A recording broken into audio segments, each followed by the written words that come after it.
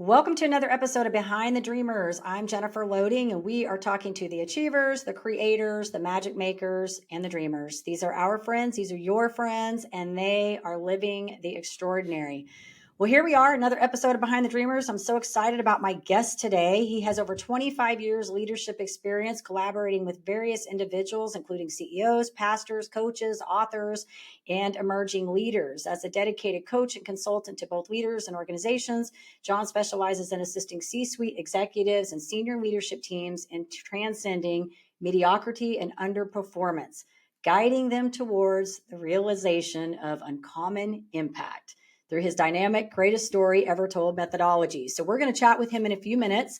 But before we do that, I do need to do a quick shout out to our sponsors. So today's episode is brought to you by Walt Mills Photography. If you are a creator needing post-production, consultation, or promotion, Walt is your guy. Whether short films, YouTube films, photography work, or a new headshot, he can help you find a solution to match your needs.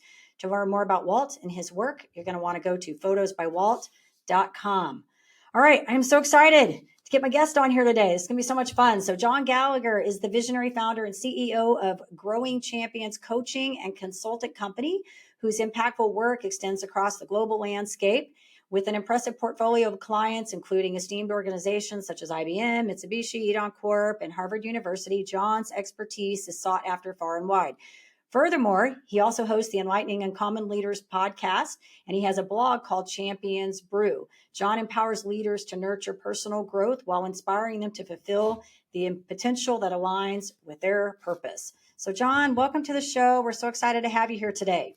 Jennifer, after that introduction, I'm not sure I can stand up to some of that. I appreciate those kind words, and I'm real excited. I appreciate you having me on your podcast today. Looking forward to seeing what we can do to add some value to your listeners.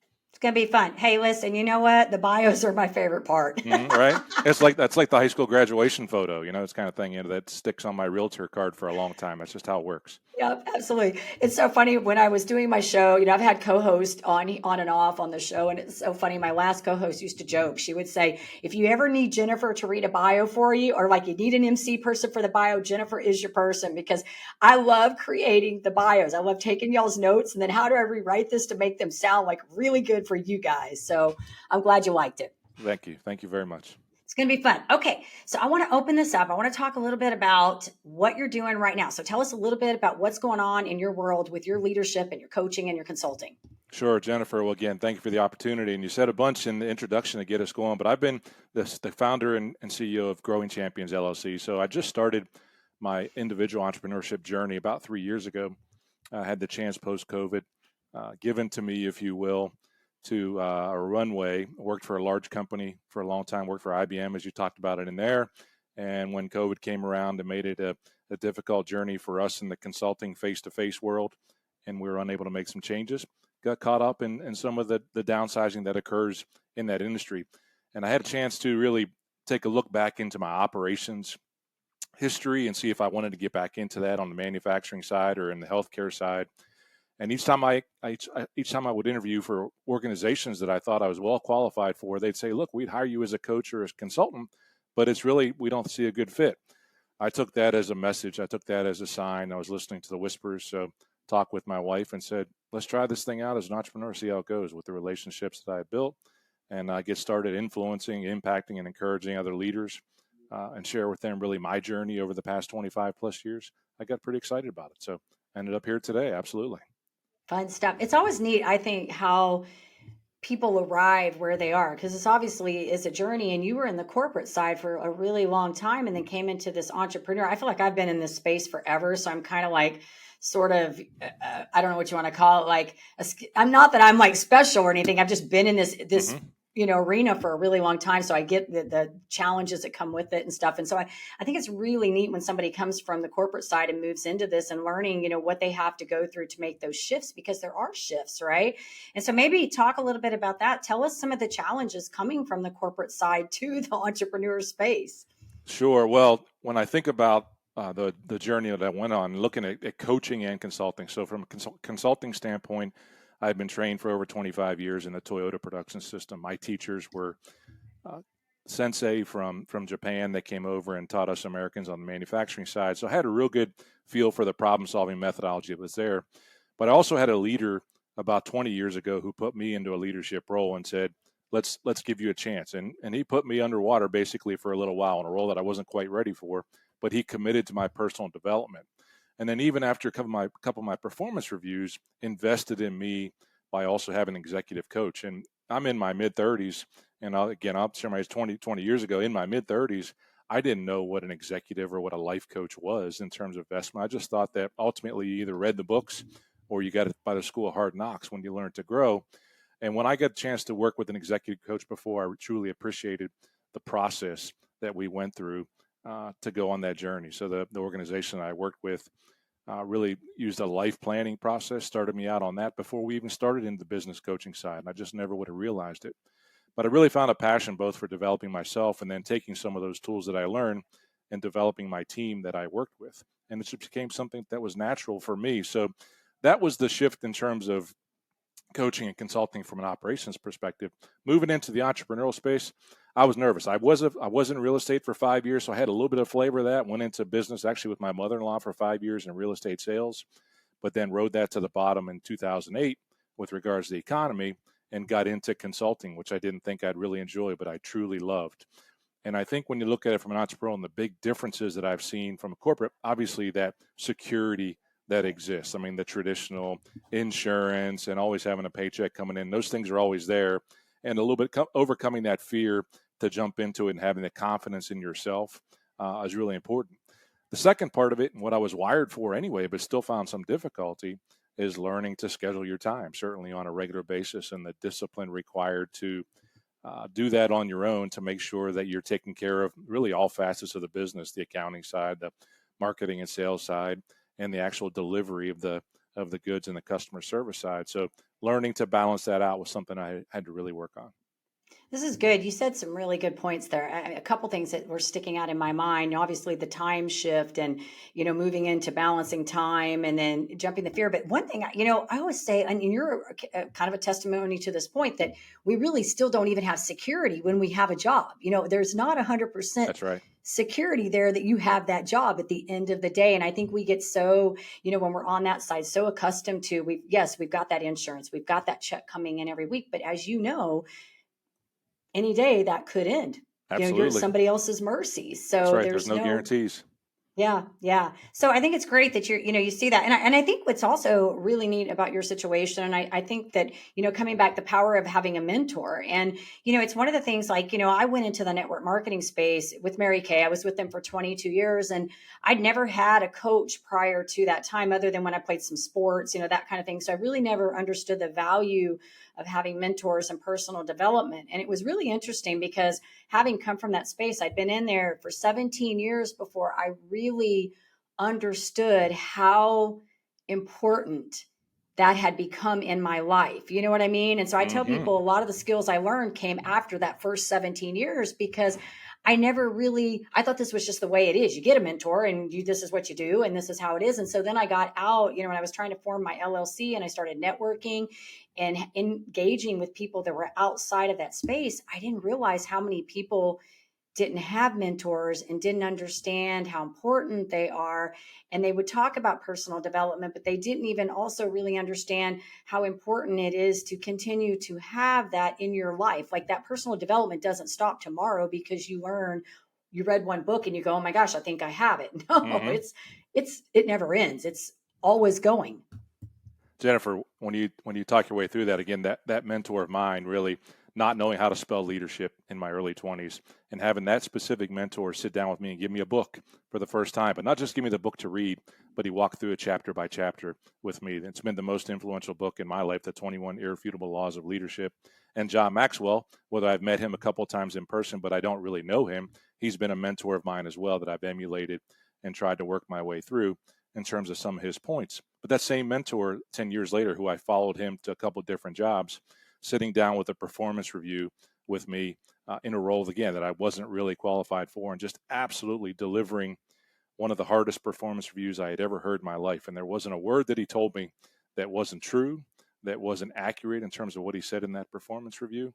But I remember sitting in that performance review And I was just silenced. I sat back in my chair, and I couldn't say a word. And I'm 34-year-old adult male, and quiet. I can't talk, and tears start rolling down my cheeks. And that's when he says, what are you thinking right now? I said, I need help. And that's when I got the chance to have a coach as well. So I do believe there's a difference in mentoring and coaching, from the stories that you have, but the coaching from an accountability standpoint. But you've asked one of the questions in your email leading up to this was, who is the person that I serve? And one of the things that I really come to know in the past couple of years is that I'm perfectly able to serve the person that I used to be. So I was the one sitting in that chair getting that performance review. That's the person that I want to help, who needs that help, who doesn't know, to your point, what a coach is, what an executive coach is, or what a mentor can be. And I also want to be that person who is giving that candid feedback to the other individual out of love, and sharing with that individual and helping them grow as an individual to go forward. So there's so much in what you sent. I can't underestimate the power of a mentor, somebody to add value into your life. I've got a men's group that I have, in terms of, there are 5 of us inside of a group that hold each other accountable. You have mentors, you have coaches, even in different areas of life. I have a spiritual coach, if you will, my pastor. I've had a trainer who's helped me on the fitness and my fitness and health journey, all those different things. In all those areas, we need a coach. We need a mentor to guide us where we probably wouldn't take ourselves on our own. Yeah. And it's good that you were kind of differentiating, saying, like mentor and coach are different, because I also think like consulting and coaching is different too, Mm-hmm. right? Like, and a lot of Absolutely. times you probably come across this too, that when people approach you, sometimes they get those confused, and they think that, as the coach, you're going to tell them everything to do. And I'm like, no, we need to get that cleared up, because they're not the same thing. The consultant gives you steps to take. The coach helps you decide what steps to take. And That's those right. are your steps, and your decision. And so they're very, very different. And the best consultants, I believe, are good coaches as well. But to your point, I they are agree. different. A consultant tends to tell more. A coach tends to ask a lot more questions. And frankly, at times, will frustrate the individual more, but it'll get them there to a point that they'll be able to live that. If you're a good coach, I mean, good coaches, even in sports, good coaches will help folks win, but great coaches will really help change people's lives, and that makes a big Yeah. difference. Absolutely. And it doesn't You say know, that consultants can't be that. right. Consultants can be that to individuals as well. Yeah, it's funny that you say that, because I had a mentor when I was at Mary Kay, and we have, Mary Kay, they have different levels. And so this mentor was in the top 1% of the company. They're what they call national sales directors. And so, anyways, I remember she would always talk about how when we would ask a question, she would never answer the question. She would turn around and say, "What would you do about that?" Absolutely. I remember thinking, I want you to backpedal this, to when I was in the beginning stages as a leader. I came in as I'd been in probably, this was early 2000s. I'd been in for a few years, and I just moved into this leadership position where I was managing a team. And I'm like, I'm calling you to get the answer. I don't want you to turn this around and ask me, Mm-hmm. what would I do? That's why I'm asking you. Now, if you fast forward, I absolutely understand the power in that now, but I can tell you, in the moment when you're in that growing space and you're looking for those answers, right? And you're thinking, I just want the answer, but I think the answer comes in the search. It comes in the, in Mm-hmm. the thinking and processing and putting yourself in those shoes. And it's really, that's how I feel leadership is developed. And thank you for mentioning John Maxwell, because we talked about this. I've read that book. He's one of my favorite mentors. I mentioned him several times in my program. And when I'm coaching clients, I'm always telling them his books those are the go-tos. I have Mm-hmm. others, but he is my go-to when I say you need to read his books. So thank you for bringing that up. Sure. No, I think, again, I love having this conversation with regards to coaches and mentors, because even you mentioned in the books difference in coaching and consulting, right? The book has the flavor of, for me, as I was maturing, as I was growing as a leader, I'd see the title of a book. I'm like, that's it. There it is. That's the solution that I'm looking for right there. And I'd read it. I'm like, well, that's not really it. Yeah, it's still not there yet. So I still have to go out and practice this. I still have to go out and do that on my own. So putting those disciplines in place and going through transformation journey as an individual is so important. And that's what I love about the coaching side of what I do with regards to inspiring, encouraging, and equipping folks with the tools that they need to grow and get better. Yeah. So tell us a little bit about this methodology, because I was looking at your stuff and looking at everything you got going on. So maybe fill us in a little bit on that. Sure. Well, the methodology that I use, For lack of a better term, it's an overlap between the consulting Toyota production system methodology and a personal development journey. But it's the 7 steps or the 7 Ds that an individual organization can go to transform. I had gone back and listened to a couple of your podcasts and listened to your closing where you said, to live extraordinary, you must start, and every start begins with a decision. And that's absolutely how it has to start in this case as well, is that there's got to be, in the step here, that you've got to make a decision that you're sick and tired of being sick and tired.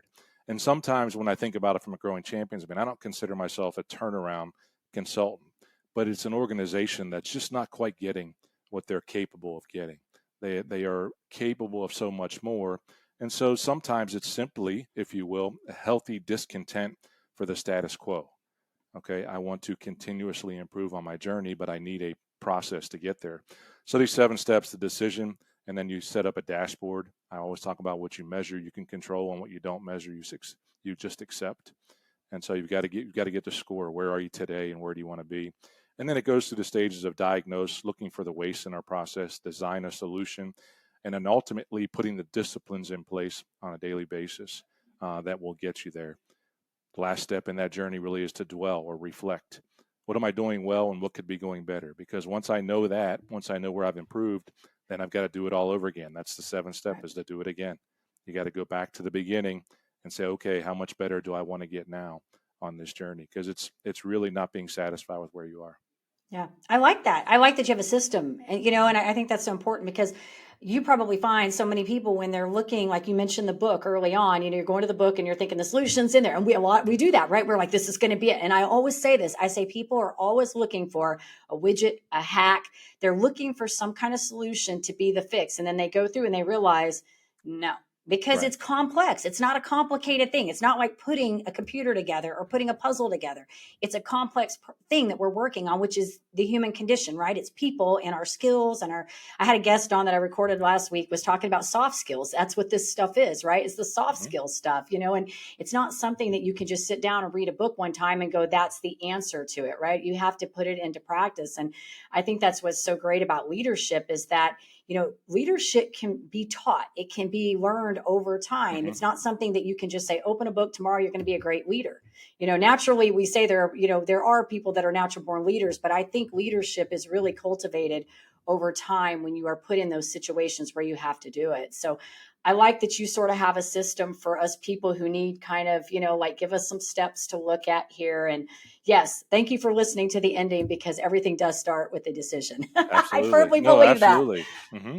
Yes. Well, I think about that too. And you mentioned that system because the book, okay, or it's some event that they go to. It's a seminar. It's a Tony Robbins event. And not against Tony Robbins, but the event. One of my favorite John Maxwell quotes. We tend to overestimate the event and underestimate the process. And that's where the winning starts to occur is in that process. I talk about that right inside that step. The hardest one is putting the disciplines in place that you need to. Motivation will only get you so far. Okay. You can be motivated to get something going, but motivation doesn't get you up in the morning at 6:30 to make sure that you get your reading discipline done and you get your sales calls completed and you get those activities done so that you can do some of the other things that you have to go forward. So putting the system, not just a system of transformation, but systems to make sure you get your daily habits that have to be done, weekly habits, monthly habits to be successful is so important. Yeah. And I tell people too, when they get focused on the habits day in, day out, stop worrying about the results. I mean, yeah, we have to have goals, we have to have plans, we have to have things to achieve. But I think when you get focused on the process of doing, I almost make a little bit of a test out of it and tell people like, do it for like kind of like a science experiment, like do something to see. I mean, if it means you're trying to prove me wrong, then do it, because I feel like when you get more committed to the process of those habits, whatever it is, that small change you're trying to make and get really consistent about doing that over a period of time, then when you start seeing those results, that's the icing on the cake, right? Like, because Absolutely. we get so focused on that end result.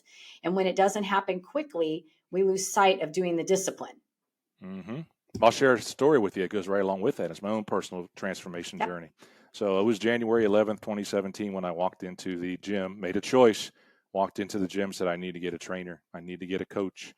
Just like I did in business 20 years before that, I needed to get a coach to help me out.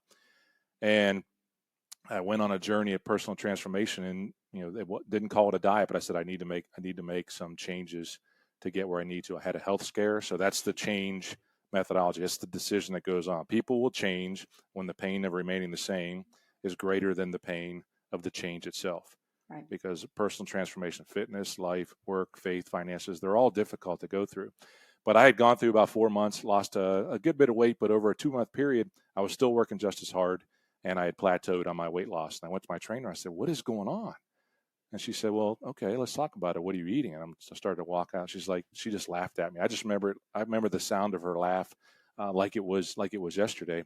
And she's still sitting right next to me. She said, it's time for you to make the next step in that habit. So you've gotten to where you've plateaued and you got to go further. And she says, what do you really like to eat?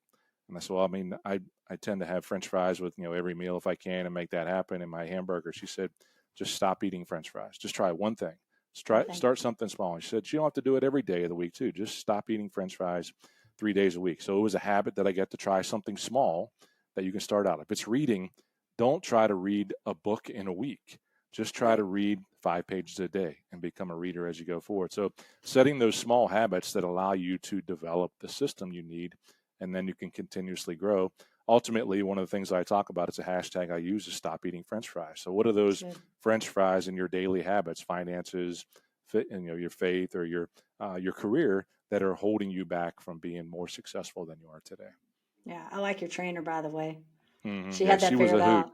She and I are several hundred miles apart now, but I still stay in touch with her in terms of letting her know whenever I think of her and see some posts like, yeah, your trainer. She was miserable, which made her perfect. So that was good. Yeah. No, and it's good. I mean, you touched on something really important there, because I think so often when we're achieving goals, we place these impossible metrics on ourselves, and I get this with clients all the time. They'll come to me with a big list of things they're trying to change. And I'm like, whoa, hold up. We got to back this up. We've got to help you win. And the only way we're going to build confidence is to get some wins under your belt. And if you're setting this bar too extremely high, you're never going to meet it. And so when we get to a place where we can make that one small change, like, hey, take out the French fries. But listen, if you blow it the next day and you eat the French fries, don't beat yourself up. You just pick up the next day, and that's where I think that growth comes, is when you get to a place where you can do that. You can go through and say, okay, I'm going to make these small changes, and I have the ability to do this gracefully and in a way where I'm not going to crucify myself if I'm not 100% perfect every single day. Right? It's Absolutely. good. Thank you for stating it. First of all, perfection is something that is elusive. Yeah. Okay. Again, I talk with my clients. They say I have my Johnisms all the time, but you can strive for perfection, Right. but as long as you have the continuous improvement mentality, you'll reach excellence along the way. It's great. And that's the part of it that's really good, because perfection, frankly, it's just not that much fun anyway. So yeah. I agree with you on that. I've suffered from that myself, and I have to always be like, let it go. It's not worth it. Right? So tell us a little bit about your podcast, and you got a blog going on. So tell us what's going on over there. Sure. Well, again, if you look at the specific one, the Champions Brew, I thought it was funny. I like to drink coffee, and I said you can, once a week on Friday morning, you can take your first cup of coffee and read through the Champions Brew in about 10 minutes, or your first cup of coffee. But it's just things that I'm reading, things that I'm listening to, things that I've heard or experienced with a client over the past week or month that I just want to share. Again, my mission is to inspire, encourage, and equip others. So I've got inspiring stories that are in there from other clients, but I try to equip them with some tools, with some habits that they might be able to put in place on a regular basis. And then, frankly, the Uncommon Leader podcast is a lot of fun. Just like this, I interview other leaders who are going through similar journeys. It might be a client that I've worked with before.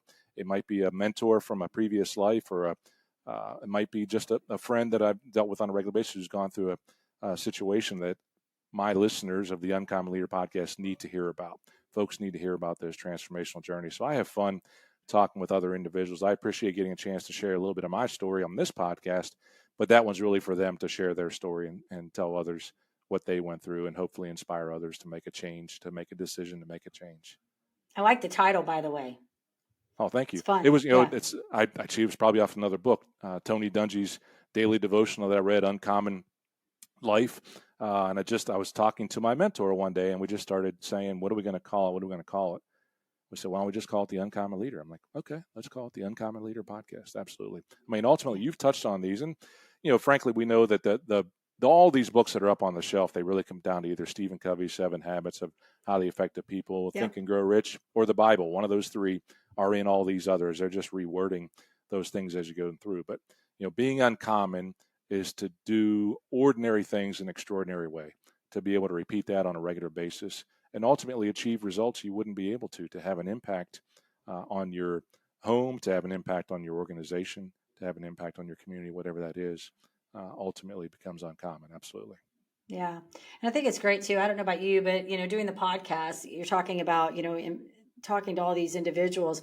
I feel like I've learned, I feel like I've interviewed over 300 people between my shows and since 2019, and I've learned so many things. And you're right. We all sort of talk about the same things, but the words come across a little bit differently. And I always feel like, I may say something one way and it resonates with certain people, and then somebody else will come on and say the exact same thing, but it just resonates in a different way. And the stories are profound. And so I think that's what's great about what we get to do, is that we do get to do that. And I feel like in the process, we get great conversation, and we learn, they learn, our people learn. It's really just a win-win for everybody, and allows us to continue doing what we do, which is inspire and impact other people's lives.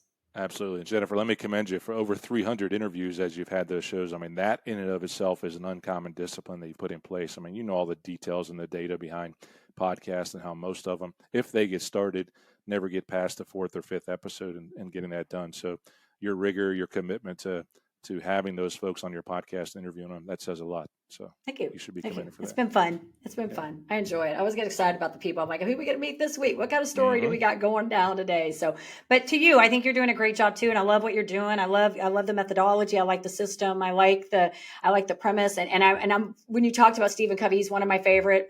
I talk about him as well. In fact, it's funny. I was on a collaborative, I was on a webinar the other day on LinkedIn, and we were talking about collaborations, and immediately they were going into all these different things about how we work in collaboration. And I immediately came back with, we have to be in a win-win mindset, that we don't have time for tit for tat and keeping score. So if you're going into that, just let it go. It's not going to work, And everything I talk about, it comes back to these same books that we're talking about, John Maxwell, Stephen Covey, the Bible, all these same things. The stories just kind of go in different ways through different books, but the messages are pretty much the same. The principles. Absolutely. Good stuff. All right. So let me ask you I want to ask you one other question before I close this out. You've said a lot of good things, and you probably have already touched upon this, but I want to give you some final words. I want to know what you've learned about yourself in this journey. Wow. I mean, I appreciate that question. It's the first time I've been asked that one on these as well, in terms of learning about myself. So 3 years again in the entrepreneurial space, 5 years of it in real estate for a little while, a little bit of a break, and then got into consulting. And I got to tell you, I never would have expected to enjoy being an entrepreneur and going through that from the standpoint. And I've actually felt more fulfilled in this journey for the past few years, with the ups and downs of the life of the entrepreneur, and making sure you're, quote, filling your schedule, but also still continuing to have an impact. That it's been something that I did not think I would enjoy that much. I still want to continue to grow, and I want to put some of those systems in place that I've helped other organizations put in to grow my business. But I truly appreciate I'll just use the word freedom of being on my own in terms of what that was. I didn't think I would enjoy it as much as I did. And it took a lot of reflection. It certainly took support and encouragement from my spouse and others in my community that said, were giving me the affirmation that I had the ability to succeed.